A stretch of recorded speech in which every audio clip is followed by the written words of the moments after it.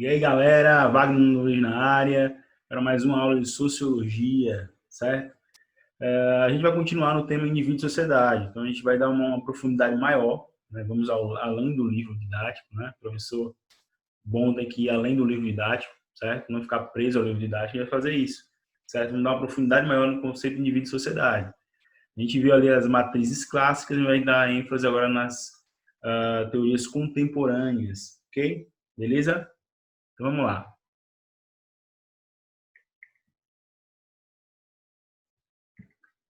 Pessoal, então, quando falamos em matrizes clássicas, a gente vai lembrar logo, né, imediatamente de Karl Marx, Weber e Durkheim, ok? Em relação ao indivíduo e sociedade. A gente viu nas últimas aulas contexto de estrutura, vimos com contexto de grupos sociais, né, todos esses aspectos ali, os conceitos básicos da sociedade. Vimos o conceito clássico sobre indivíduo e sociedade, agora vamos entender as perspectivas contemporâneas, ok? Então, bem fácil. Então vamos lá, vamos relembrar as matrizes clássicas, né? A sociedade determina os indivíduos como evidenciam que os fatos sociais, né? A gente vai lembrar que na visão do Durkheim, né? Fatos sociais, você vai lembrar logo do Durkheim, fazendo associação. Nós somos moldados pela sociedade o tempo todo, porque o fato social é coercitivo, ele é generalizado e ele é exterior ao indivíduo, certo? Já em relação à ação social, vou lembrar de quem? Weber. A sociedade é compreendida como resultado da ação social dos indivíduos, né? Ação subjetiva, particular. Então, nós somos moldados pelos padrões, mas a gente muda também a sociedade, certo? Através das ações sociais que são particulares, dotadas de sentido. Lembrando que são ações afetivas, tradicionais, racional relacionada a valores e racional relacionada à finalidade. Já em relação com Marx, né, a sociedade e os indivíduos são expressão das contradições de classe e determinam-se reciprocamente, de acordo com os limites estabelecidos pelas condições materiais de existência em dado período histórico, ou seja, é resultado das relações de produção, ok? Falando em relação a teóricos contemporâneos, vai levar Norbert Elias, alemão, né, ele vai falar um pouco sobre esse contexto aí. Então, vai ter uma visão diferenciada, né?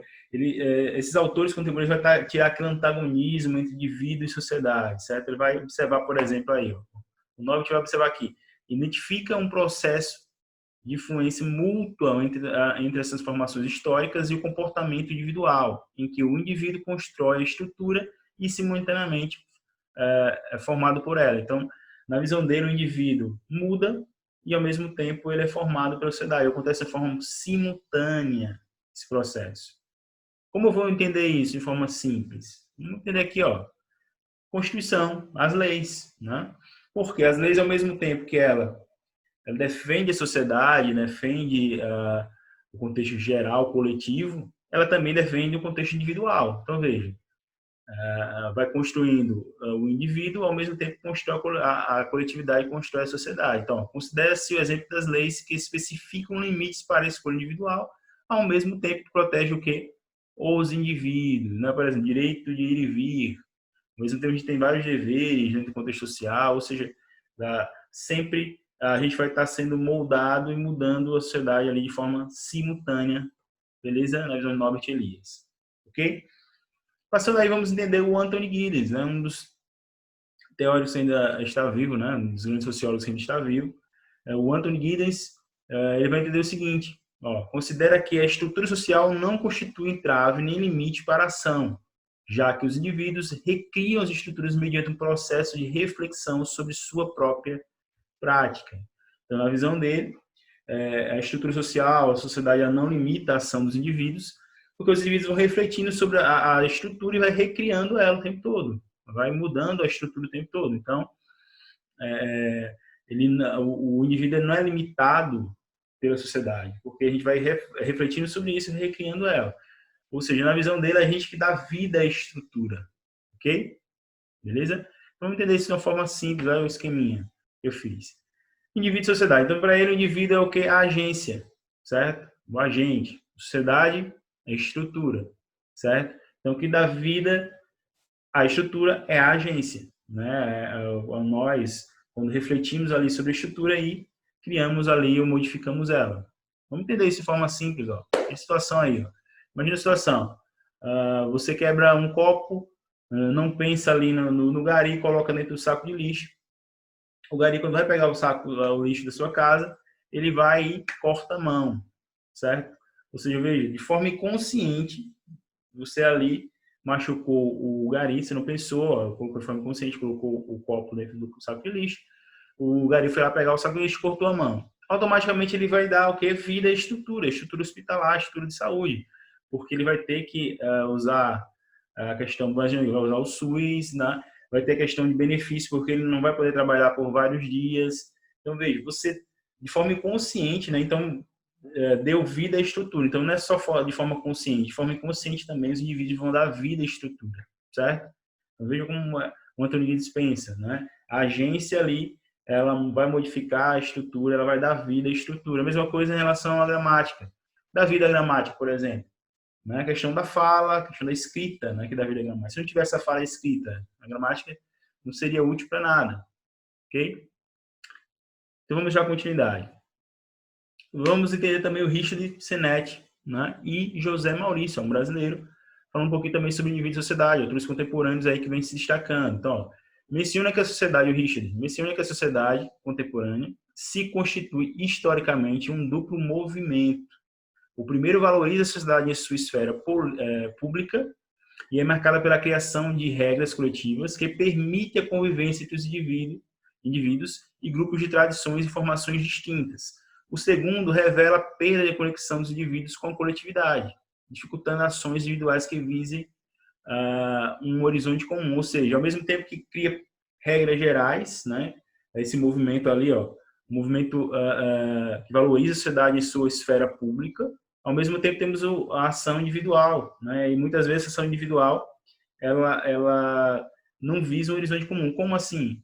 Uma situação, né? São criadas várias regras, várias leis de trânsito, mas o indivíduo no dia sai atrasado, vai começar atrasado para chegar ao trabalho ou para chegar no hospital, por exemplo, etc. E ele vai quebrando todas essas regras, né? Então ali a ação individual não vai ter os mesmos interesses coletivos, certo? Digamos assim, vai proteger os interesses coletivos. Então, na visão do Richard, essa relação indivíduo-sociedade é muito complexa e ela sempre vai nesse movimento duplo. Enquanto cria questões para preservar a sociedade, questão da esfera pública, ao mesmo tempo temos ali os indivíduos ali, por ser mais individualistas, né? A sociedade hoje, as pessoas os indivíduos são mais individualistas. Quando existia a solidariedade mecânica, eu vou lembrar do Durkheim, visavam mais a coletividade, né? As pessoas eram mais bem definidas, né? Todo mundo sabe o seu papel na sociedade. Com o capitalismo surge a solidariedade orgânica, né? Uma visão mais individualista, as suas funções o tempo todo. E isso vem com o contexto da industrialização também, contexto de trabalho. Então, na visão de Richard Sennett, esse duplo movimento, ele mostra ali a relação entre indivíduo e sociedade, ok? Beleza? Já ele vai para outra perspectiva, né?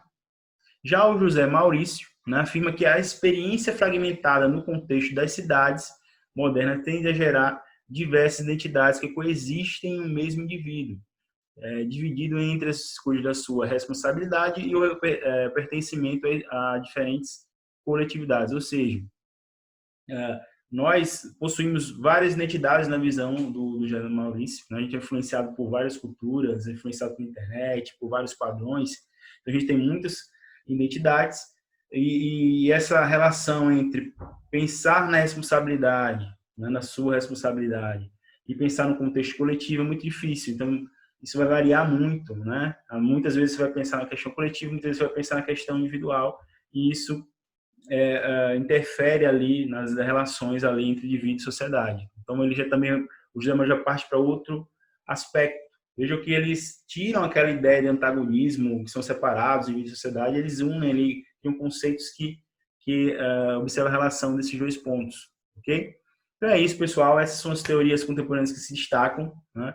Queria trazer uma visão mais ampla para vocês sobre indivíduo e sociedade, um pouquinho além do livro didático, ok? Então é isso, curtam, né? Comentem os vídeos, a gente está de olho em vocês, façam as atividades e até a próxima, galera.